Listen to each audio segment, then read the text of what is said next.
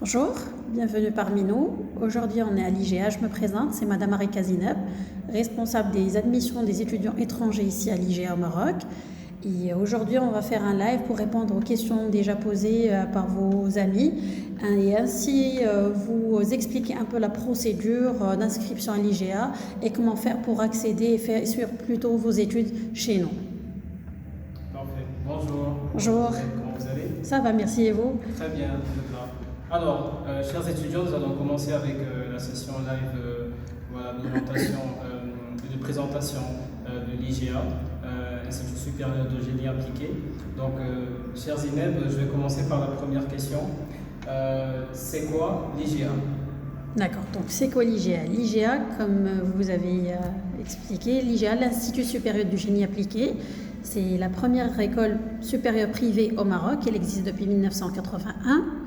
Il donne aux étudiants un différent choix de spécialités. On a deux filières, on a la filière ingénierie et la filière management. Après, je vais venir pour expliquer les deux filières. Donc, notre école est accréditée, est reconnue par l'État. On était accrédité avant, mais actuellement, on est reconnu. Cela veut dire que les diplômes délivrés par l'IGA sont des diplômes équivalents aux diplômes étatiques marocains. Ce qui permet à l'étudiant donc d'accéder à la fonction publique ou poursuivre des études par la suite dans des établissements publics. Mais l'IGA reste toujours la première école privée au Maroc, connue au niveau de l'Afrique en général et au Maroc aussi, ainsi qu'à l'étranger en France et en Europe. Parfait. Alors, comment les étudiants vivent en général leur cursus universitaire au sein de l'IGA? Donc les étudiants sont donc admis à partir de la première année, mais il y a aussi ceux qui sont admis à partir de la deuxième année, troisième année. Ça dépend donc du cursus déjà suivi par le bachelier ou par l'étudiant et son admission à l'IGA. Si on prend par exemple à partir de la première année, l'étudiant en fait une étude de dossier. Donc, je vais un peu expliquer la procédure en même temps comment ça marche et comment ils vivent à l'IGA. Pour une admission pour les bacheliers, quand il a ces documents qui sont une attestation de réussite et le relevé de notes, ainsi qu'une pièce d'identité, que ce soit carte d'étudiant, carte scolaire ou passeport, ces étudiants-là, ils nous font parvenir ces documents pour effectuer une étude de dossier. Après avoir consulté les documents envoyés et on voit que l'étudiant il est admis au sein de notre établissement, on lui envoie un mail explicatif comme quoi son dossier est accepté, il peut poursuivre ses études selon la spécialité choisie. Des fois, l'étudiant il peut choisir une filière, je prends un exemple, il peut avoir un bac littéraire ou économique et au moment de son inscription, il dit « moi je veux faire une filière ingénierie ». Chose pas possible, donc on explique, voilà, vous avez opté pour telle spécialité, mais votre bac vous permet de faire telle spécialité, telle filière. Il est admis, quand il vient au Maroc, donc il est bien accueilli, on a donc plus que 25 différentes nationalités subsahariennes, donc il ne va pas se sentir tout seul, il ne va pas se sentir dépaysé comme on dit, dans un nouveau pays. Au contraire, il est bien accueilli, il peut trouver donc des étudiants de sa communauté, il est bien encadré, il y a un suivi, même si les parents sont au pays, les parents sont contactés pour donner le suivi, l'état d'absence de leur fils ou de leur fille, l'état de paiement, aussi l'état de notes. Donc il y a toujours un contact, on garde toujours le contact avec les tuteurs ou les parents, ainsi qu'avec l'étudiant pour essayer de l'intégrer au maximum et qu'il soit donc à l'aise durant ses études de la première année jusqu'à la 5e année. Parfait. Est-ce qu'il y a également des activités qui seront intéressantes pour les étudiants? D'accord. Donc pour les activités, normalement, il y a un emploi du temps qui est fixe pour le premier semestre et pour le second semestre, mais le mercredi après-midi, il est libre. Il n'y a pas de cours. L'unique raison, c'est qu'il y a des activités parascolaires et universitaires qui sont programmées, comme par exemple des tournois de foot, des matchs amicaux, donc des sorties, des voyages, donc des activités humanitaires et en même temps des journées culturelles, y compris les journées culturelles africaines de chaque pays. Des fois, il y a toute l'école qui se transforme. Donc, en un pays, je prends par exemple une journée gabonaise, sénégalaise, camerounaise, togolaise. Il y a ces étudiants-là qui essaient de faire découvrir leur culture aux étudiants marocains et aux étudiants d'autres pays, et ainsi de suite. Comme ça, il y aura aussi les études, mais en parallèle, un peu de distraction et l'étudiant va se sentir à l'aise durant ses études. Excellent. En ce qui concerne les différentes filières, donc notamment en management et en ingénierie. Est-ce qu'on pourrait avoir quelques explications? D'accord. Donc, comme j'ai expliqué au début, l'IGEA elle offre donc à l'étudiant un choix entre deux filières, soit la filière ingénierie, soit la filière management. Donc, je vais débuter avec l'ingénierie. Pour l'ingénierie, c'est un cursus qui s'établit sur 5 années, mais diplômant en 2 étapes. La première année et la deuxième année, après bien sûr avoir fait une étude de dossier, que l'étudiant soit accepté, il va faire une première année en tronc commun, c'est comme si c'est des classes préparatoires en interne. Il va toucher à tous les domaines, que ce soit informatique ou électronique. Il va faire sa deuxième année. Durant le deuxième semestre de la deuxième année, il a droit à une séance d'orientation pour expliquer les spécialités auxquelles il a accès en troisième année et qu'il puisse faire le bon choix.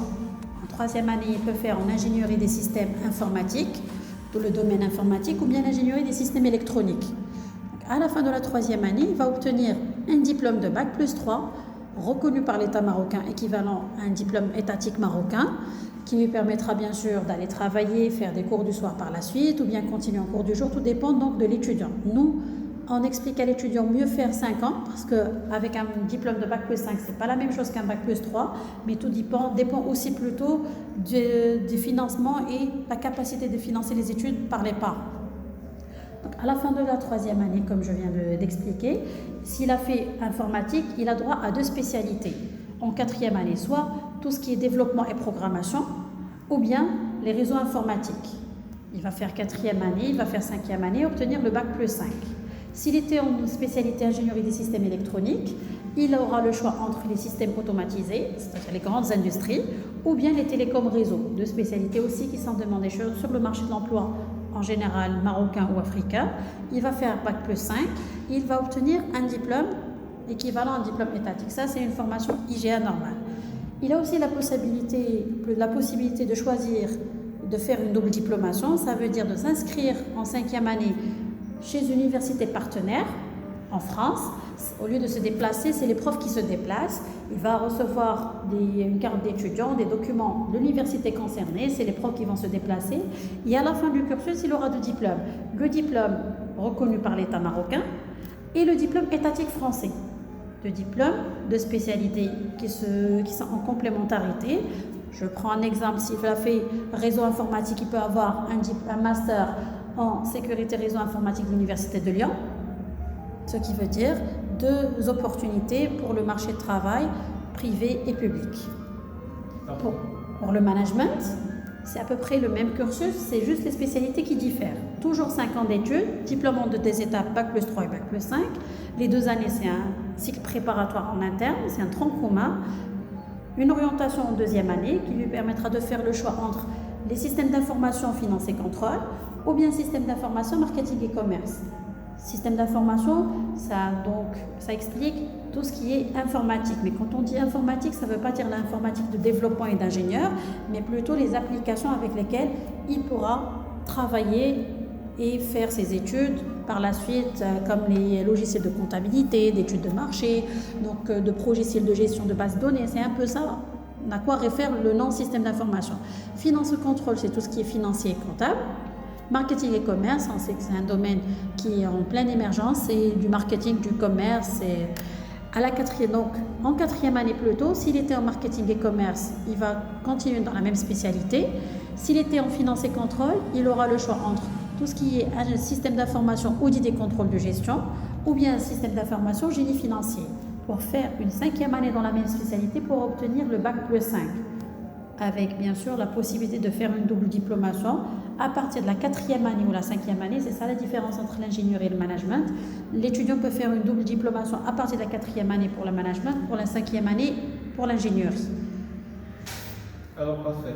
Maintenant, en ce qui concerne les différentes potentielles universités partenaires, bien sûr localisées en France, est-ce qu'on peut avoir quelques informations sur ça? D'accord. Nos partenaires, déjà, j'insiste et je souligne très bien, c'est des partenaires étatiques, c'est le côté étatique et non pas privé, parce qu'on sait très bien qu'en France, il y a le côté privé, il y a le côté public, mais l'IGEA, donc, tous ces partenaires, c'est pas la majorité, mais tous ces partenaires sont des partenaires étatiques, publics en France.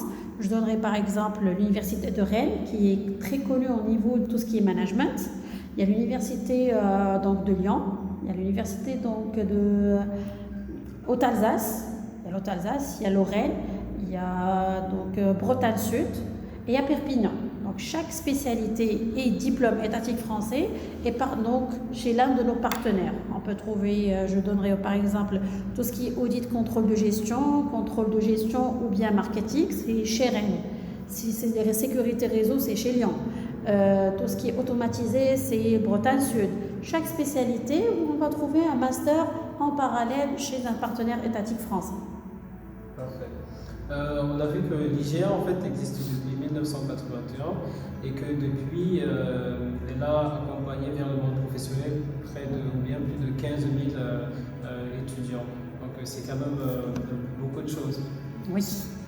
Donc c'est plus que, comme vous avez évoqué, plus que 15 000 étudiants qui ne sont pas juste ici au Maroc, mais dans des pays subsahariens et africains.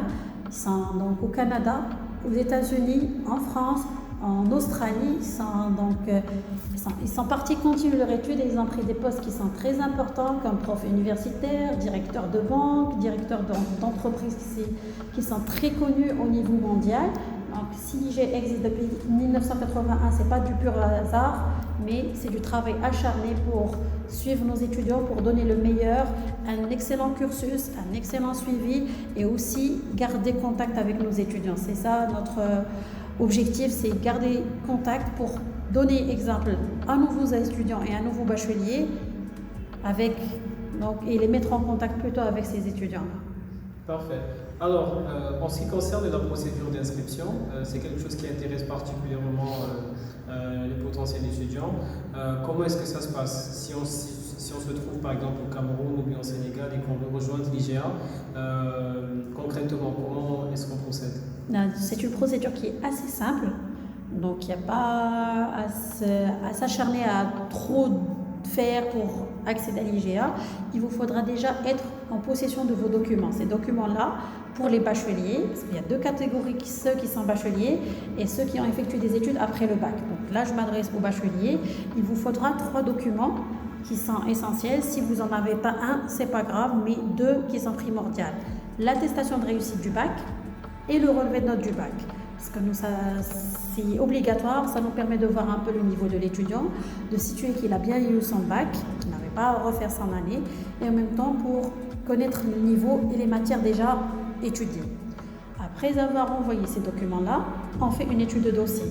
Dès que l'étudiant voit qu'il est apte à poursuivre ses études selon la spécialité demandée, on envoie un mail de confirmation que le dossier de Monsieur X était accepté pour faire des études dans telle filière, ingénierie par exemple ou management au sein de l'IGA, et en expliquant le reste de la procédure pour finaliser son inscription.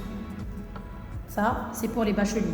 Pour les étudiants qui ont effectué les études après le bac, il faut être en possession des documents qui leur permettront donc d'accéder à l'IGA, qui sont aussi le bac, l'attestation de réussite du bac et le relevé de notes, ainsi que le relevé de notes de la première année si c'était un bac plus 1, de la deuxième année si c'était un bac plus 2, de sa licence et ses relevés post-bac si il était en bac plus 3 ou plus. Donc tout dépend du niveau d'études, il faut être en possession de tous ces documents-là, du bac jusqu'à l'année où il est actuellement. On fait une étude pour voir les différentes spécialités auxquelles il aura plutôt accès.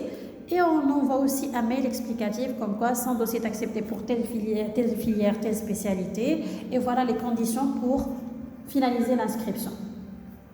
C'est un peu ça, la procédure. Elle est facile et ça peut se faire rapidement. Si on envoie un document aujourd'hui, le lendemain, 24 heures, il aura la réponse. Parce que là, on est, comme vous savez, en période d'inscription. Je suis chargée en personne ainsi que d'autres collègues d'étudier les dossiers des étudiants étrangers. Et nous, on ne travaille pas priorité en sachant, parce qu'on a des places qui sont limitées, automatiquement, premier arrivé, premier servi, et par ordre de priorité. On reçoit les documents, on répond. Alors, concernant la situation de Covid-19, comment est-ce que les potentiels étudiants peuvent rejoindre le Maroc? Ou bien comment est-ce qu'ils peuvent le faire dans le cas où la rentrée scolaire commence déjà et ils n'ont pas pu se rendre au Maroc? D'accord, c'est une question auquel j'aurais un peu de doute si c'était l'année dernière au moment de l'arrivée du Covid, on devait s'adapter, quelle façon suivre pour continuer les études, mais là actuellement avec tout ce qu'a fait l'IGA, on n'a pas à se soucier. Déjà, on a terminé l'année 2019-2020 à distance. Donc, on a pris de l'expérience, on a essayé donc de remédier à tous les problèmes techniques qui a eu lieu ou par les étudiants aussi. Donc, si par exemple l'année scolaire débute en mois d'octobre et les étudiants n'arrivent pas à accéder ici au Maroc vu la fermeture des frontières, ils n'ont pas à s'inquiéter. Parce que même ici au Maroc actuellement, on est à distance, on est en train de passer nos examens à distance et on n'a pas eu de soucis. Si l'étudiant il est au pays, il va recevoir un emploi du temps, il aura besoin d'une connexion et un PC. Pourquoi? Parce qu'il va assister aux cours, comme s'il est donc en salle de cours avec le prof, c'est juste qu'il est chez lui dans sa chambre ou chez les parents. On a travaillé avec des plateformes qui sont accessibles à tout le monde, des applications qui sont accessibles et faciles à utiliser. Le prof va être présent ici à l'IGA, dans une salle de cours, il va mettre donc des lives, donc des directs avec ses étudiants pour donner cours, expliquer, faire des séances de TD ou de TP. Bien sûr, le tout est supervisé par des membres de la direction pour voir est-ce que l'étudiant il était présent, est-ce qu'il était absent. S'il est absent, les parents vont être contactés. Pourquoi monsieur Intel il n'était pas présent? C'est comme si c'est un cours réel, mais juste il est virtuel. Le prof il est là et les étudiants ils sont dans leur pays, que ce soit au Maroc ou à l'étranger, parce que même ici il y a des Marocains qui sont dans d'autres villes et qui ne vont pas avoir la possibilité, l'accessibilité ici à Casablanca, ils vont suivre des cours à distance. Parfait. Maintenant, quand une personne a choisi de s'inscrire à l'IGA, elle aimerait savoir comment procéder au paiement. D'accord, donc je comprends tout à fait que c'est un souci, surtout que les parents sont dans un pays, l'étudiant va être ici au Maroc. Donc c'est aux parents de choisir le mode de paiement qui va les convenir. Donc il y a un paiement annuel, trimestriel ou mensuel. Donc ça peut qu'un parent aujourd'hui il va opter pour un paiement mensuel cette année, l'année prochaine pour un paiement trimestriel. Tout dépend donc des parents. L'IGA il donne cette possibilité. Elle donne la possibilité aussi que l'étudiant paye ici sur place, c'est-à-dire les parents vont envoyer de l'argent à l'étudiant en lui faisant confiance pour venir ici et payer et avoir des reçus en contrepartie. Comme les parents peuvent envoyer des virements bancaires au nom de l'école, nous donner les reçus de paiement. Comme ça, nous, on va faire la procédure avec le service financier, établir des reçus et les donner en personne à l'étudiant. Donc, pour le mode de paiement, l'IGA offre une panoplie de choix aux parents. C'est à eux de choisir celui qui leur convient, bien sûr. D'accord. Donc le paiement peut bien sûr s'effectuer en totalité ou bien en tranches. Exactement, en totalité, en tranches, par trimestre, par 2 mois, mensuel, c'est à lui de choisir. L'essentiel, c'est qu'à la fin de l'année scolaire, l'étudiant doit finaliser le paiement et être en règle avec l'école. Parfait. Et en ce qui concerne la vie, plus précisément l'hébergement, comment est-ce qu'un nouvel étudiant arrive à s'intégrer, à trouver un logement et à vivre pratiquement? D'accord, donc l'IGA, comme vous connaissez, il y a 3 sites ici à Casablanca. Pourquoi il y a 3 sites, 3 écoles? C'est juste question de proximité. Ils sont donc situés dans des quartiers qui sont donc desservis par toute commodité. Donc, l'étudiant ne va pas se sentir, il n'aura pas besoin de prendre des moyens de transport pour accéder à la ville déjà. Parce qu'il y a des écoles qui sont à l'extérieur de l'école et ça, c'est pas rentable du tout pour l'étudiant. Donc l'IGA, elle est au centre-ville, proche de toute commodité. Quand l'étudiant finalise son inscription à l'IGA, il nous exprime sa demande comme quoi il est à la recherche d'un logement, en colocation, un appartement, tel budget, est-ce que c'est donc meublé, pas meublé, il nous donne les détails et on a un service d'aide au logement pour les étudiants inscrits à l'IGA. On essaie de trouver le logement adapté à son budget, à proximité de l'école, 10 minutes, 15 minutes, 20 minutes à pied maximum, comme ça il n'aura pas besoin donc de prendre des moyens de transport, et il aura tout à proximité. Donc, quand on trouve le logement adapté, on lui envoie le contact, les photos s'il y a nécessité, et il finalise avec la personne concernée. Sauf si l'étudiant, jusqu'à son arrivée au Maroc, il exprime sa demande. À son arrivée, il nous dit voilà, j'aurais besoin donc d'avoir un logement. Ce qu'on fait, c'est qu'on essaie de loger les étudiants dans des hôtels qui sont assez proches de l'école et qui ne coûtent pas assez cher, aux alentours donc 10-11 euros par jour. Le temps donc de chercher sur place avec lui pendant 2-3 jours, maximum 5 jours. L'étudiant trouve l'appartement qui répond à ses besoins et il finalise. Et là, il est logé sans aucun souci. Parfait. On avait une autre question spécifique d'un étudiant qui souhaiterait se spécialiser en mécatronique, par exemple. Qu'est-ce que l'IGA peut proposer dans ce cas? D'accord, donc pour tout ce qui est mécatronique, on a en parallèle, il peut faire donc ingénierie des systèmes automatisés. Parce que mécatronique, c'est juste une petite spécialité dans une grande spécialité. Pourquoi se focaliser sur un truc qui est minimal alors qu'il peut faire une spécialité large et avoir plus d'opportunités au niveau du marché professionnel? Parce que là, des fois, il y a des nominations qui tendent un peu et qui attirent les étudiants, mais il ne faut pas y aller dans ce sens-là. Il faut choisir une spécialité qui offrira à l'étudiant une accessibilité plutôt et un accès facile au marché professionnel. Parce que dans un marché professionnel, on demande des spécialités qui sont demandées et qui permettent d'être un peu en polyvalence pour d'autres métiers. Ensuite, on a vu vraiment que l'IGA c'est le pont vers l'entreprise depuis 1981. Donc, est-ce qu'on peut évoquer des éventualités, c'est-à-dire voir comment les étudiants en fait intègrent le monde de l'entreprise, que ce soit au Maroc ou bien ailleurs? Ailleurs. D'accord. Donc, vous avez dit le pont vers l'entreprise, parce que ça s'enseigne depuis la première année.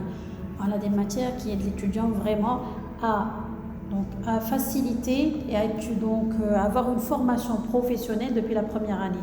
Comme par exemple donc, tout ce qui est communication, perfectionnement linguistique, c'est des matières qui permettent à l'étudiant un peu de se situer professionnellement.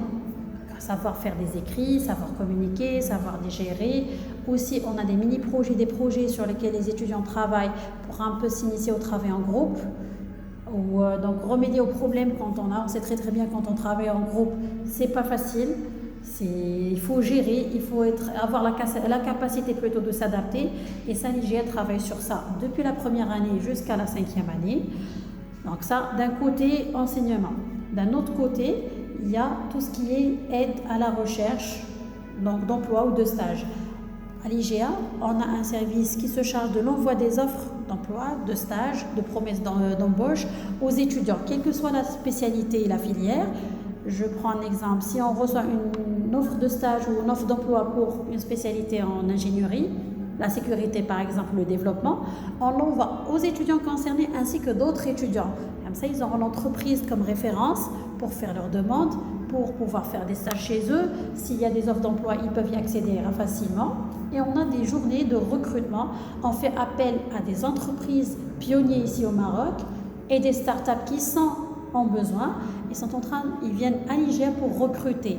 Un avantage, c'est un accès directement à l'entreprise pour l'étudiant et en même temps un débriefing pour l'étudiant. Quand on passe un entretien, on dit « on ne m'a pas recontacté ». Il y a un point d'interrogation qui se pose. Quand on a les RH devant nous, ils nous expliquent les erreurs qu'on a fait durant l'entretien. Voilà, vous avez mal répondu à cette question, vous n'avez pas bien précisé ceci, c'est la cause pourquoi je ne vous ai pas retenu. Donc l'étudiant, il a l'expérience directe et une réponse directe via le RH, et il travaille sur ça. Et en même temps, on reçoit des offres au niveau international que les étudiants auxquels ils répondent, donc ils répondent aux critères, si on les félicite et ils peuvent accéder à leur emploi sans aucun problème. Parfait, je pense qu'on a parcouru l'ensemble des questions. Pour rappel, je pense vous serez un responsable en assistance, en inscription, surtout des étudiants qui seront intéressés. Donc, ça veut dire que vous serez directement en contact avec eux dès que la procédure commence et ils pourront sûrement vous poser des questions supplémentaires durant cette procédure. Ça c'est sûr, donc là je serai responsable direct avec eux, donc je serai leur contact dès que la procédure est entamée. Dès que la procédure est entamée, je serai à leur écoute, répondre à toutes leurs questions, parce que des fois quand on veut finaliser, il y a une question qui nous passe par la tête, et surtout pas nous, vous comme étant étudiants, mais plus les parents qui sont inquiets, parce que c'est un autre pays, c'est une nouvelle destination, c'est un investissement. Il y a d'autres critères à côté, c'est pas juste partir au Maroc étudier, mais les parents, ils doivent étudier toutes les possibilités. Donc là, je serai à leur écoute, et même pas juste durant l'inscription, mais même après l'inscription, je suis en contact actuellement avec des étudiants qui sont déjà diplômés, leurs parents, avec des étudiants et les parents des étudiants actuellement. Donc là, je suis joignable et je reste à la disposition et au service des étudiants. Parfait. Donc, est-ce que vous avez un dernier mot à dire à vos futurs étudiants? Donc, ce que je vais leur dire, c'est je leur souhaite bonne chance, qu'ils accèdent et qu'ils entament la procédure pour l'inscription à l'IGA ou pour les études supérieures en général. Mais j'ai un seul conseil, faites ce que vous aimez.